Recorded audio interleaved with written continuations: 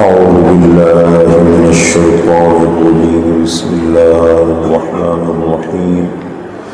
يا بني إسرائيل اذكروا نعمتي التي أنعمت عليكم وأوفوا بعهدي أوف بعهدكم وإياي فارهبون وآمنوا بما أنزلت مصدقا لما معكم ولا تكونوا أول كافر به ولا تشتروا بآياتي ثمنا قليلا وإياي فاتقون ولا تلبسوا الحق بالباطل وتكتموا الحق وأنتم تعلمون وأقيموا الصلاة وآتوا الزكاة واركعوا مع الراكعين أتأمرون الناس بالبر وتنسون أنفسكم وأنتم تتلون الكتاب أفلا تعقلون واستعينوا بالصبر والصلاة وإنها لكبيرة إلا على الخاشعين الذين يظنون أنهم ملاقو ربهم وأنهم إليه راجعون. یہ سورۃ البقرہ کا 5واں رکوع ہے۔ کل آپ حضرات کے سامنے میں نے بنی اسرائیل کا تعارف کرایا ہے، یہاں سے بنی اسرائیل کا ذکر شروع ہو گیا۔ سورۃ البقرہ کا اصل عنوان بھی یہ ہے، یہود کی اصلاح، مسلمانوں کے لیے ضروری احکام۔ وجہ یہ ہے کہ دیکھیں یہ بھی وہ لوگ تھے انبیاء کے ماننے والے اور جن پہ آسمانی کتابیں اتری، انہوں نے دنیا کا ایک بڑا لمبا دور گزارا۔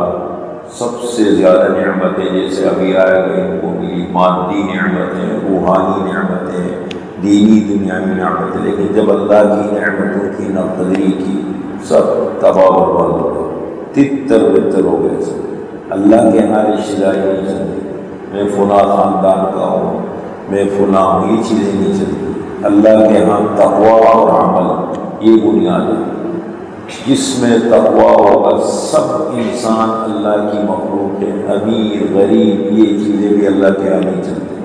اللہ کے ہاں انسانیت چلتی ہے، اچھے اخلاق چلتے ہیں، طلب جس کے اندر طلب ہو، شوق ہو، تقویٰ ہو، عمل ہو، ان کو اللہ نوازتا ہے، باتوں سے کام نہیں چلتے۔ دیکھو بنی اسرائیل، اب اس پہلے رکوع میں 7 آیتیں ہیں، یہاں اجمال ہے اور پھر اگلے رکوع سے باقاعدہ تفصیل شروع ہو جائے گی، ایک ایک نعمت 40 خرابیوں کا ذکر اللہ نے کیا۔ یہ خرابی پیدا ہو گئی، یہ خرابی پیدا ہو گئی، یہ خراب نے یہ نعمت دی تھی، انہوں نے یہ کیا، ہم نے یہ نعمت دی، انہوں نے یہ ناپندی کی۔ ایک ایک نعمت کو اللہ نے گن کے بتایا کہ تمہارے باپ دادوں پر ہم نے یہ نعمتیں کی تھی۔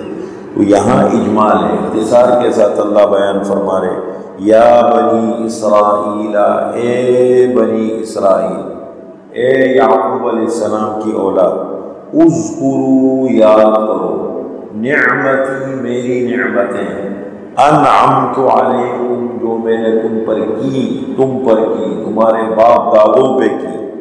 ایک بات۔ نمبر 2، وَأَوْفُوا بِعَهْدِي، اور پورا کرو میرے وعدے کو۔ اوف بعہدکم، میں پورا کروں گا تمہارے وعدے کو، تم میرے وعدے کو پورا کرو تو میرے ساتھ تم نے وعدہ کیا ہے۔ اوف بعہدکم، میں تمہارے وعدے کو پورا کروں گا۔ وہ کیا وعدہ ہے؟ دیکھیں اس کو کہتے ہیں تفسیر القرآن بالقرآن۔ قرآن کی سب سے معتبر تفسیر وہ ہوتی ہے جو قرآن خود کرے۔ ظاہر بات ہے اللہ کا کلام ہے، اللہ نے ایک جملہ ارشاد فرمایا، ایک بات اللہ نے بیان کی، خود ہی اللہ نے اس کی تفسیر بھی بیان فرما دی۔ اب ایک صورت اس کی ہے تفسیر القرآن بالقرآن متصلاً کا مطلب یہ ہے کہ ایک جگہ اجمال ہے، فوراً اس کی تفسیر ہے، جیسے ابھی اگلی آیتوں میں آ رہا ہے۔ اور ایک یہ منفصلاً، تفسیر القرآن بالقرآن منفصلاً کا مطلب یہ ہے کہ ایک جگہ اجمال ہو اور دوسری جگہ پر اس کی تفسیر ہو۔ جیسے یہاں اللہ فرما رہے بنی اسرائیل سے میری ان نعمتوں کو یاد کرو جو میں نے تمہارے اوپر کی، ایک بات۔ نمبر 2، وَأَوْفُوا بِعَهْدِي، اور پورا کرو میرے وعدے کو، میں تمہارے وعدے کو پورا کروں گا۔ وہ کیا وعدہ ہے؟ سورۃ المائدہ پارہ نمبر 6 آیت نمبر 12 میں اللہ نے ذکر کیا ہے، وَلَقَدْ بَعَثَ اللَّهُ مِيثَاقَ بَنِي إِسْرَائِيلَ وَبَعَثْنَا مِنْهُمُ 12 نَقِيبًا وقال الله إني معكم لئن أقمتم الصلاة وآتيتم الزكاة وآمنتم برسلي وعزرتموهم وأقرضتم الله قرضا حسنا۔ اور البتہ تحقیق اللہ تعالیٰ نے بنی اسرائیل سے پکا وعدہ لیا تھا انبیاء کے زمانی۔ کیا وعدہ لیا تھا؟ وَبَعَثْنَا مِنْهُمُ 12 نَقِيبًا، ہم نے ان میں 12 نگران مقرر کی تھی۔ یعقوب علیہ السلام کے 12 بیٹے تھے، ان سے 12 قبیلے بنے، اور بڑے بڑے قبیلے بنے، لاکھوں کی تعداد میں چلے گئے۔ پھر ان لوگوں میں یہ انتظام چلانے کے لیے 12 نگران مقرر تھے۔ فرمایا وقال اللہ انی معکم، اور اللہ تعالیٰ نے فرمایا میں تمہارے ساتھ ہوں۔ لئن اقمتم الصلاۃ، اگر تم نماز قائم کرو گے، وآتیتم الزکاۃ، زکوٰۃ ادا کرو گے، وآمنتم برسلی، میرا جو بھی پیغمبر تمہارے پاس آئے گا اس پر ایمان لاؤ گے، وعزرتموہ، اور اس نبی کی عزت کرو گے، ادب احترام کرو گے، وَأَقْرَضْتُمُ اللَّهَ قَرْضًا حَسَنًا، اللہ کے دین کو جب بھی مدد کی ضرورت پڑی تو اللہ کو قرض حسن دو گے۔ یہ کام جب تم کرو گے میں کیا کروں گا؟ لَأُكَفِّرَنَّ عَنْكُمْ سَيِّئَاتِكُمْ، میں تمہارے گناہوں کو مٹا دوں گا، وَلَأُدْخِلَنَّكُمْ جَنَّاتٍ تَجْرِي مِنْ تَحْتِهَا الْأَنْهَارُ، اور تمہیں جنت میں داخل کروں گا۔ لیکن فمن کفر بعد ذلك منکم فقد ضل سواء السبیل، اس وعدے کے بعد جس نے ناشکری کی، کفر کا راستہ اختیار کیا، وہ سیدھے راستے سے گمراہ ہو گیا، بھٹک گیا۔ یہ وعدہ اللہ نے لیا تھا۔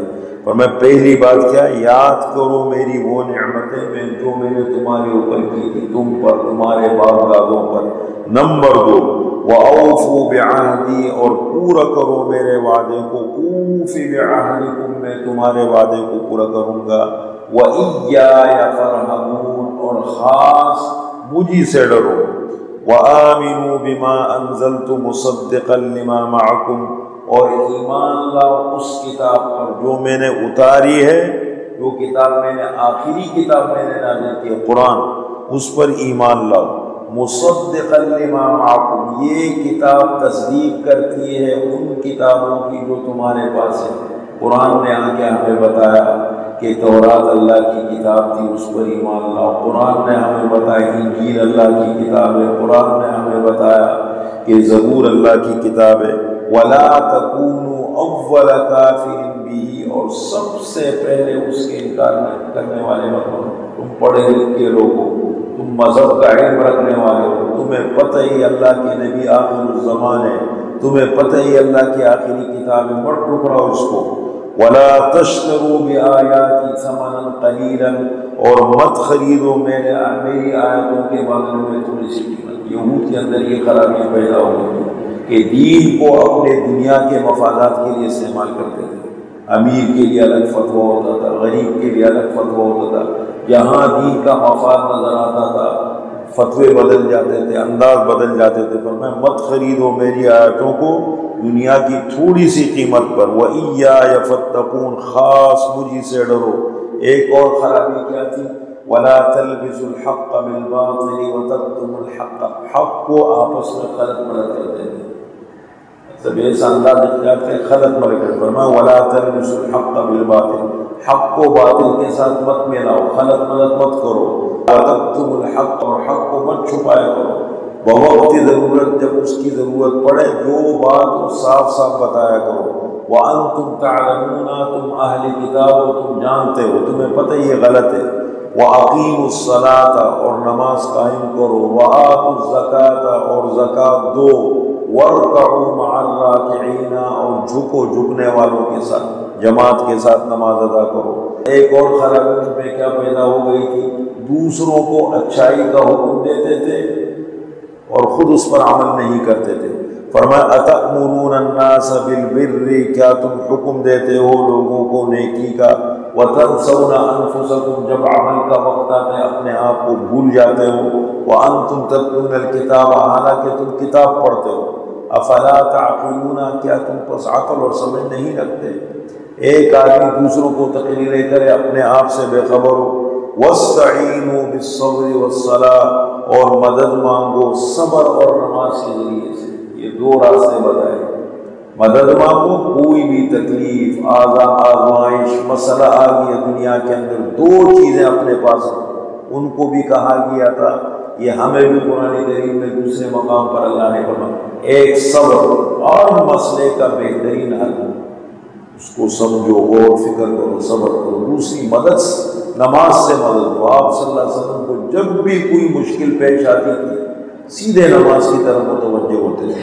وَاسْتَعِینُوا، مدد مانگو، بالصبر، صبر کے ذریعے، وَالصَّلَاةِ، اور نماز کے ذریعے، وَإِنَّهَا لَكَبِيرَةٌ إِلَّا عَلَى الْخَاشِعِينَ، اور بے شک یہ نماز البتہ بھاری ہے، مشکل پڑتی ہے، إِلَّا عَلَى الْخَاشِعِينَ، مگر خشوع کرنے والوں، جو اللہ سے ڈرنے والے ہیں، جو تقوی اختیار کرنے والے ہیں، اللہ سے تعلق، ان پر نماز بھاری نہیں ہے۔